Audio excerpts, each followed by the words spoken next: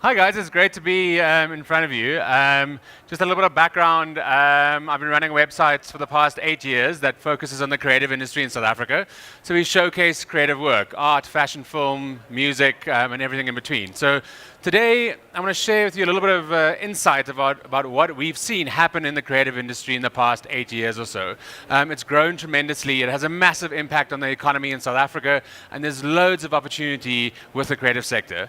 So firstly, let's take a quick definition look at what we kind of see the creative sector to be. There's lots of ways to understand the creative sector, but we kind of have a broad understanding of it. So it stretches from art to film to TV to fashion to music and everything in between. It's really a broad general understanding of what we mean when we say the creative industry. It's kind of like if you think you're creative, if you're a copywriter, you've written a cool line somewhere, if you're making money from that work, then you kind of fit inside the creative industry. I would kind of even say that everything that's happening here falls inside the creative industry, but it's also a bunch of hipsters hanging out in Braamfontein as well. So the main reason really is like, why should you give a shit about the creative economy? Why is it important? What impact does the creative economy have apart from drinking lattes in Maboneng? How can we really say that this is an industry that should stand up, that we should stand up and take notice of? So firstly, I'm going to take you through four items. So firstly, it has a major economic impact. So the creative economy, the creative industries, contributes about 3% to the GDP of South Africa. So yes, it's not its own line item in the GDP budget, but if you take things across telecommunications, across marketing, it all adds up to 3%. That's about a 90 billion rand injection into the South African creative economy. The study was done in 2013, by the way, and it creates 3.6% of all the jobs in South Africa. So let's compare that to mining, 4.9, and agriculture, 2.2. It's a massive industry. It's an enormous, enormous industry. And for us to kind of say, oh, it's a couple of nice prints and nice illustrators hanging around, does a major disservice to the country and really to the people in that industry. So really kind of like it's a good reason to sit up and listen. Then secondly, there's a thing that Adobe calls the creative dividend. This is more for companies specifically. So Adobe is the commission. Adobe creates Photoshop, Illustrator, all the tools that the creative industry uses to produce their creative work. And they created the study that they did with Forrester, a very well-renowned research company called, and they came up with this idea of the creative dividend. So they asked a whole bunch of organizations, are they creative? What kind of returns do they see from being a creative organization? And these are some of the stats that they had. So companies that are deemed to be creative or that embrace creativity in some way have a 3.5% chance, or 3.5 times more likely to hit 10 times growth. They have 1.5 times larger market share, and they have a less turnaround of staff as well. So people are are happier to work there. So there's a very real business imperative for creative organizations.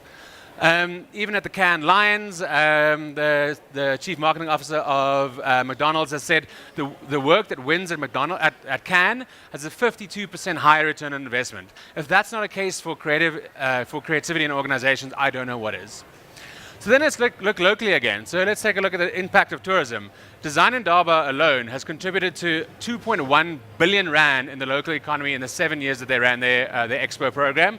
Jazz Fest brings 35,000 visitors to Cape Town, and that weekend alone has 522 million rand injected into the economy.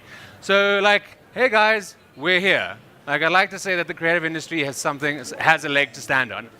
But ultimately, those are the economic impacts. Those are the things that a bean counter can say, yes, I must invest in this creative industry. But when you look at, I think, a lot of things that South Africa is going through and the world is going through really at the moment, there's this great quote that says, undeniably, culture and creativity have been the cement that binds together not only hearts and souls, but entire societies and nations.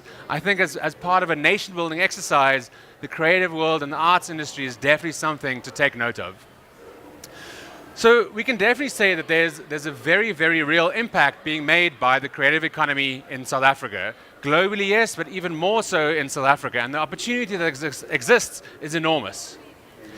So as I said, we've been operating for about 8 years, and we've seen a lot. We've really seen a lot happen in the creative industry. We've done some of our own things as well. We're currently launching our Young South Africa series called Bayeza, where we profile 10 of the hottest young people coming through South Africa at the moment. We have an Africa Month where we profile the creative industry across the rest of Africa.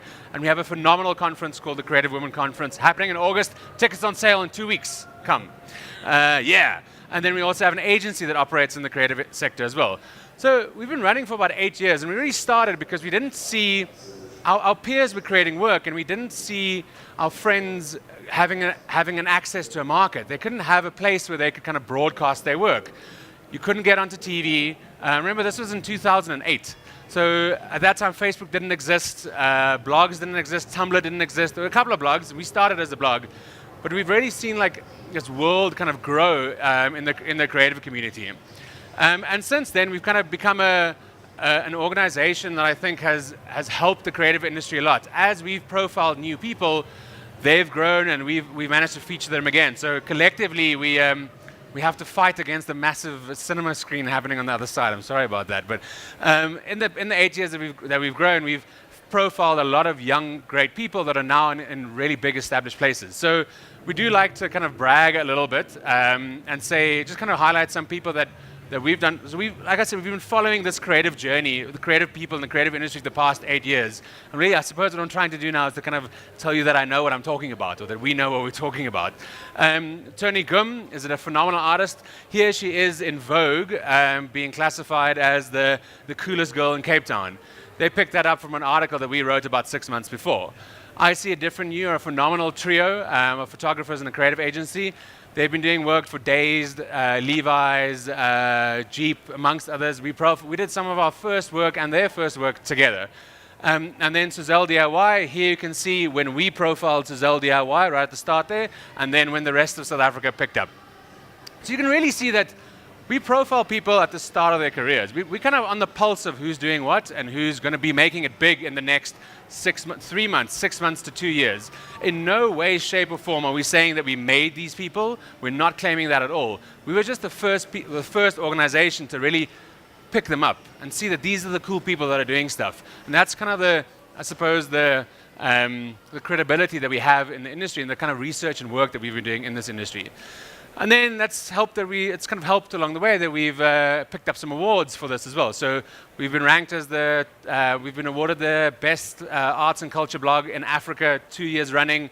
We've been ranked as one of the 15 most influential blogs in South Africa, and we've also won awards at the Bookmarks for Specialist Niche Publisher. Then we also kind of work across the industry as well. So we're primary media partners for the Luries, F&B Joburg Art Fair, and Design Indaba. So you can really see we kind of cross a lot of industries and across a lot of different platforms. And that's enough about us. I hope you are convinced that we know what we're talking about and that we kind of operate in the scene.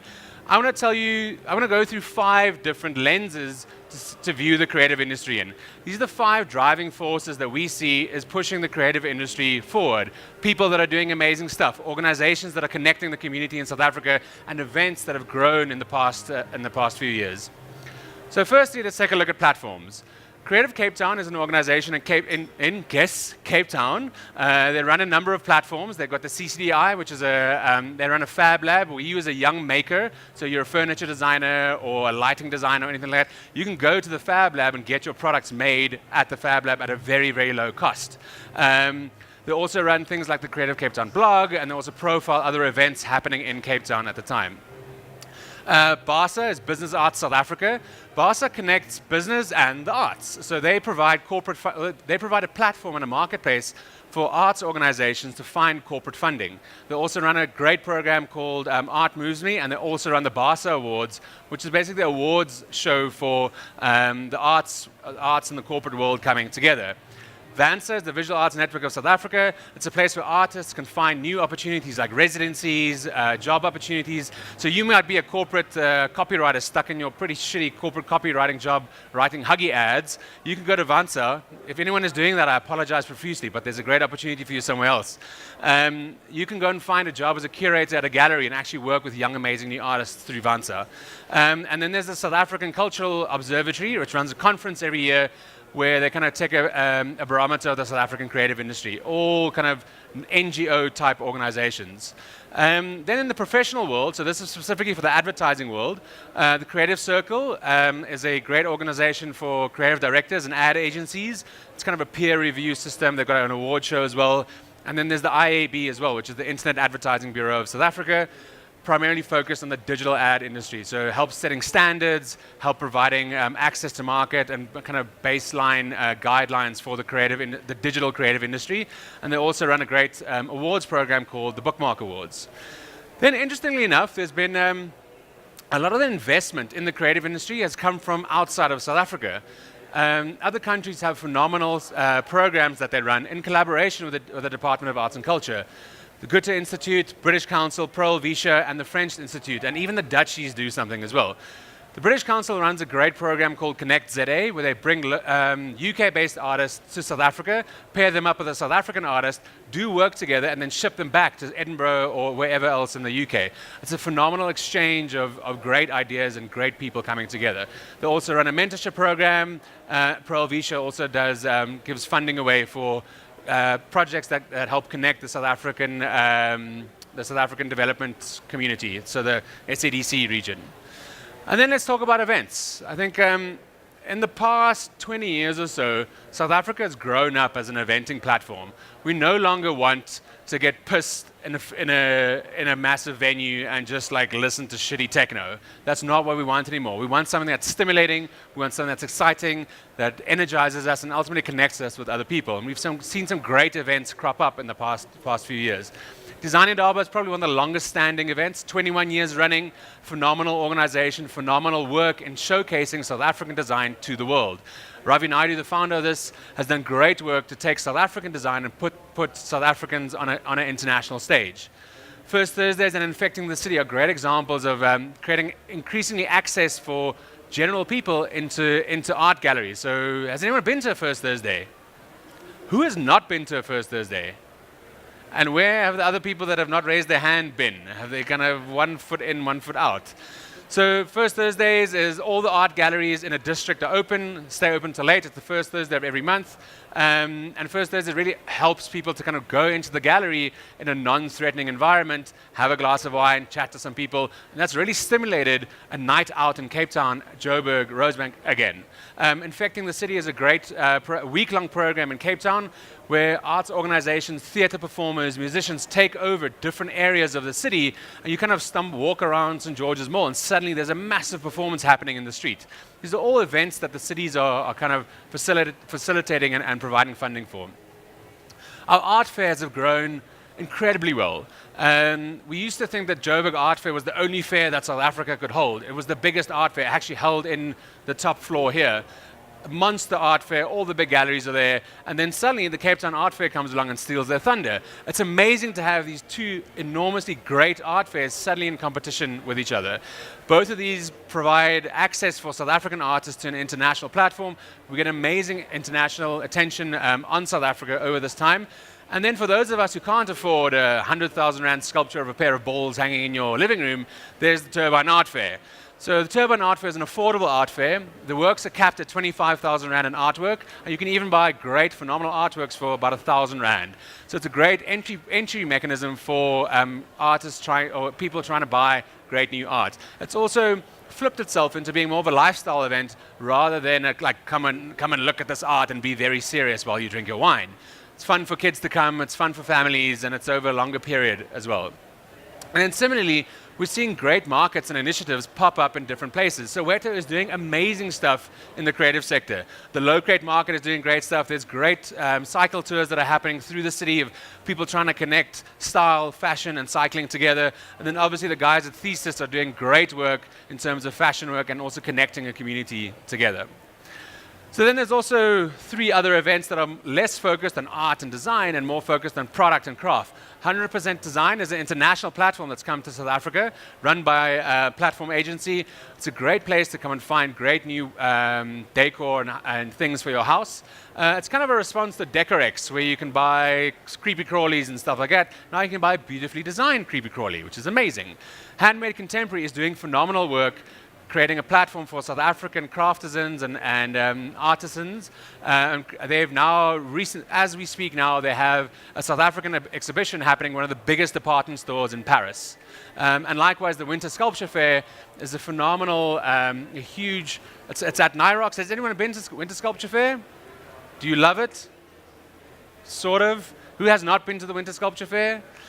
Okay, it's at Nyrox, out in the Cradle. They take over the whole park with massive, massive installations and sculptures for 2 days. Drink great wine, see some great people. There's a couple of bands playing here and there, and you generally walk around the park and look at great, big, enormous sculptures. And then, of course, there's Africa Burn. Who here has been at Africa Burn and who has not been at Africa Burn? No one at Africa Burn? Couple here and there? Good. So Africa Burn is kind of a meeting point for a lot of the creative industry. A lot of the film guys go there, and you see enormous, enormous artworks. Everyone gifting their time and their money for free. So here you have a bunny rabbit humping, I think that's a horse. This is probably about 3 stories high. Everyone paid their own money and their time to build it. And they burnt this afterwards as well. We've done some of our own projects here as well. So we've run 2 great projects. Alight, which is a projection mapping festival. We had about 1,000 people come into Braamfontein and look at massive 18-story high projections onto buildings. And then our Creative Women Conference as well focuses on the creative women in the creative industry. 2 years running, like I said, tickets on sale in a couple of weeks' time. So then let's look at, obviously, people are a big driving force for anything. Without people, everything falls flat. And there's a couple of great people that are doing exceptional work in the creative community in South Africa. And this is by no means an extensive list. There are more people than this than I could fit into the 30 minutes presentation. But these are just some of the people. Either I've mentioned their organizations already in the organization part, or I'm going to mention the other people. But these are some people that I kind of look up to in the creative industry. The Guild Group does phenomenal work in taking South African artists, craftisans, and creating beautiful objects and placing it into international arenas. They also do great work in bringing international artists, product designers into South Africa. They're the brains behind Workshop Newtown and a couple of other initiatives. The sheds, the watershed in Cape Town as well, is part of their kind of curatorship. The Thursdays, the guys that run First Thursdays, they also do museum night where all the museums are open as well, all for free. And then Art Logic is the company behind Winter Sculpture Fair, Handmade Contemporary, and Joburg Art Fair. All made up of amazing people that are driving the creative industry forward. So then I'd like to talk a little bit about the role of proximity. There's a very wanky word, which is propinquity, which is the compression of space and time together. So basically, we are here now experiencing a moment of propinquity. It means that we are all together. We are sharing ideas. We have an opportunity for ideas to come together.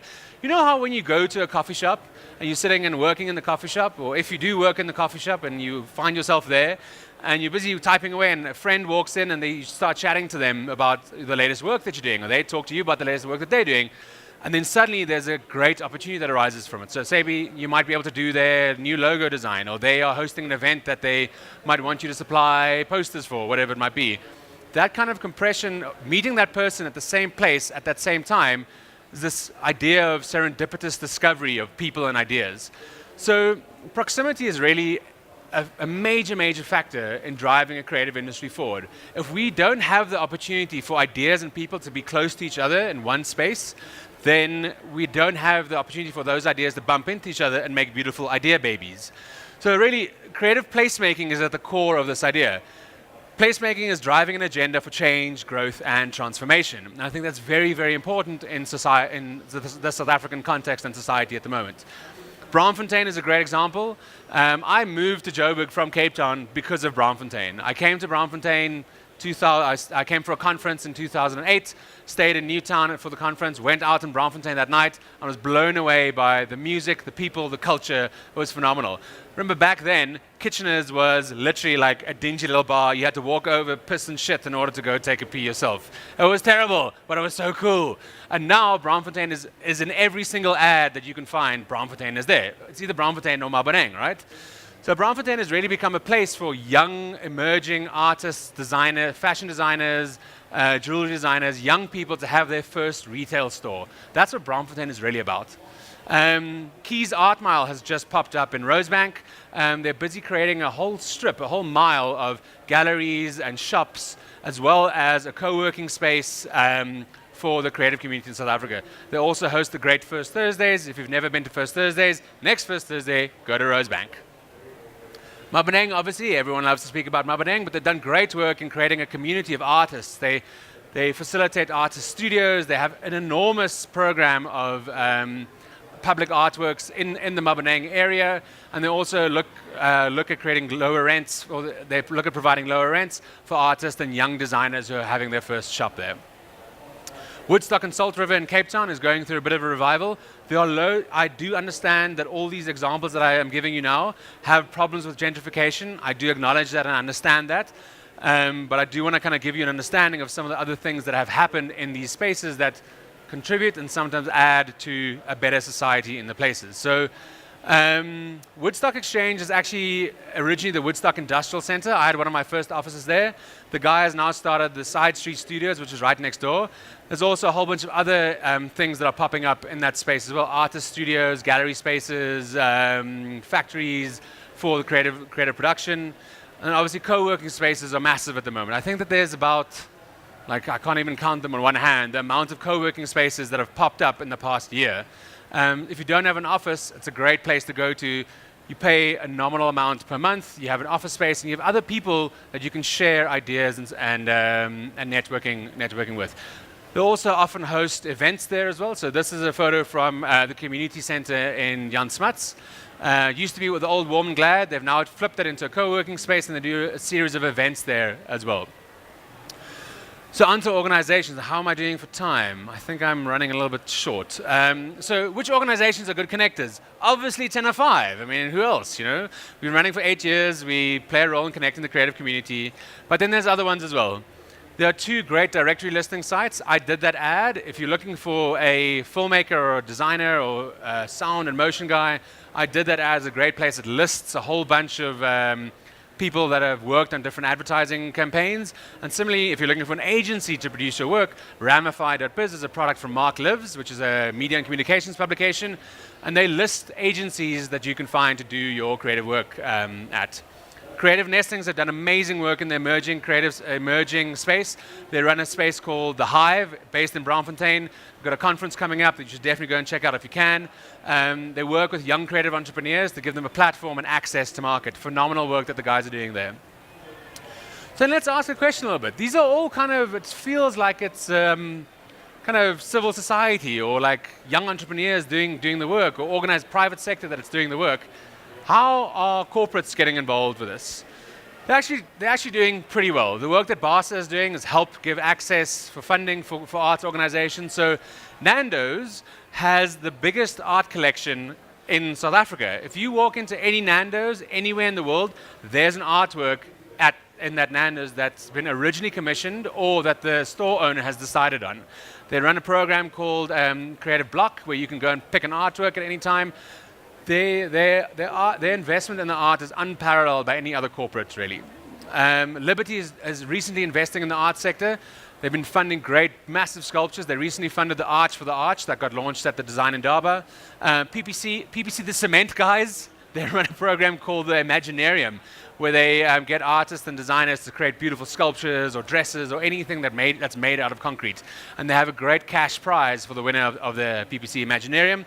And then Jamison, interestingly enough, runs the Jamison Indie Channel. It's a web show, I'd say. It is advertising and branded content, but they do great work in showcasing young designers and young creatives on a bigger platform. So, you know, at the corner of Alovo and where's that corner of Alovo where there's this massive LED panel.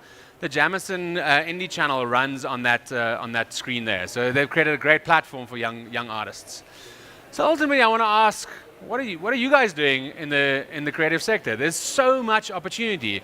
I really feel that the creative sector is the place that we can bring South African civil society together. We can create a shared narrative amongst ourselves through the development of the arts world. And I really feel that the South African creative economy is doing phenomenal work internationally. And locally, we have this phenomenal how many times have I said phenomenal already? We have a great opportunity to do amazing work in the creative sector and create real lasting impact in South Africa and create an impact for South Africa in the world. So if you have any projects that you guys are doing, please come talk to me afterwards. I'll be around a little bit more. We'd love to share that on 10 or 5 and see if we can partner a little bit more. And these are my details. So please tweet me if you'd like this presentation, if you want to know more about stuff. Please pop me a tweet and I'll gladly respond, or share a photo on Instagram and I'll happily respond. And also my email address if you need any details.